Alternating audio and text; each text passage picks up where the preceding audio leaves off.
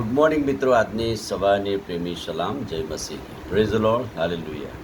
આપણે 6 આશ્રયનગરોમાંથી 3 આશ્રયનગર જોયા અને બીજા 3 એટલે 2 ભાગમાં વહેંચવામાં આવેલા, 3 અલગ જગ્યાએ અને 3 બીજા અલગ જગ્યાએ, એમ કે 6 આશ્રયનગર આપણે જોવાના છે અને એમાંના 3નો અભ્યાસ કર્યો. બીજા 3નો હવે આપણે જોઈશું. આગળ બીજો એક આશ્રયનગર જેનું નામ છે બેસેડ અથવા તો બઝર, જેનો અર્થ છે ગઢ, કિલ્લો અથવા ખડક. અને યર્દન નદીની પૂર્વમાં જે 3 આશ્રયનગરો અલગ ઠરાવવામાં આવ્યા, એમાં બેઝેર, રામોથ અને ગોલાન, એ 3 આશ્રયનગરોને અલગ કરવામાં આવેલા. અને આ ભાગ એ રેઉબેનના ભાગમાં આવેલો હતો. પુનર્નિયમ 4:41 થી 43માં જે અલગ ફાળવવામાં આવ્યા, એટલે કે અરણ્યના મેદાન તરફ બેઝેર, યહોશુઆ 20:8-21-36 રૂબેનના કુળ માટે ફાળવવામાં આવેલો આ વિસ્તાર, જેને બેઝેર કહેવામાં આવે છે. નાહુમ પ્રબોધકનું પુસ્તક, તેનો પહેલો અધ્યાય 7મું વચન તમે જોજો. યહોવા સારો છે, સંકટ સમયે તે ગઢરૂપ છે અને તેના પર ભરોસો રાખનારાઓને તે ઓળખે છે. બેઝેરનો અર્થ થાય છે ગઢ, કિલ્લો કે ખડક. અને એ નાહુમ એ વચન સાથે સરખાવીને કહે છે, પ્રભુ સંકટના સમયે આપણો ગઢ છે, તેના પર ભરોસો રાખનારાઓ એ કદી નિરાશ થતા નથી, એને ઓળખે છે, એનો ગઢ અને કિલ્લો છે. અને બીજું વચન યશાયા પ્રબોધક 32 1 ને 2, એક રાજા થશે, તે દરેક માણસની સંતાવાની જગ્યા થશે, તોફાનમાં ઓથો, સૂકી ભૂમિમાં પાણીની જરા જેવો થશે.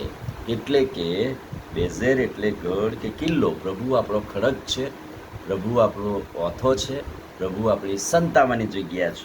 અને એ જે આશ્રયનગરોમાંનું એક બેઝેર એટલે સંતાવાની જગ્યા, ગઢ કે કિલ્લો, પ્રભુ આપણો આશ્રય સ્થાન છે.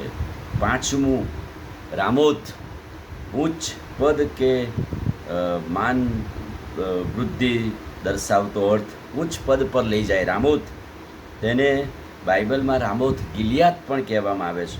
પુનર્નિયમ 4:43માં એને પણ 3 આશ્રયનગરો જે ઠરાવ્યા, એમાં રામોથનો પણ સમાવેશ થાય છે.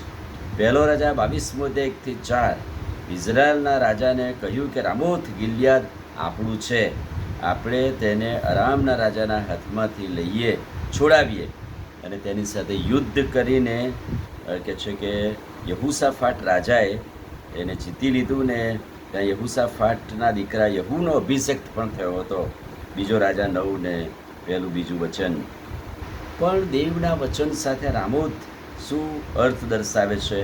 તો ફિલિપી 2:9, પ્રભુને ઘણો ઊંચો કર્યો, સર્વનામો કરતાં તેને એવું એક શ્રેષ્ઠ નામ આપ્યું, ઉચ્ચ પદવીએ શ્રેષ્ઠ નામ એને આપવામાં આવ્યું. અને એટલા માટે આ પણ એક પ્રભુના વચનોને દર્શાવતો અર્થ છે. અને છેલ્લું 6થું આશ્રયનગર એ તો ગોલાન, જેનો અર્થ છે આનંદ અને દેશ નિકાલ માટે પણ વપરાય છે. 2 અર્થ છે એના. ગાલિલ સમુદ્રના આઇઝેક કોણમાં આવેલું આ શહેર, અને આ શહેર લેવીઓને માટે અલગ કરવામાં આવેલું 127 ગામડાનો પ્રદેશ આ બનેલો છે, જેને ગોલાન કહેવામાં આવે છે. જો તમે લુકની લખેલી સુવાર્તા 9મું અને 10મું વચન, પ્રભુએ જે બેથસાઈદામાં 5000ને જમાડ્યા, તે આ જ પ્રાંતમાં હતું. બીજો સમુએલ 23:4 કહે છે કે પ્રભુએ સવારમાં ઉગતા પ્રકાશ જેવો જે આનંદ આપે છે, એવા પ્રભુ છે.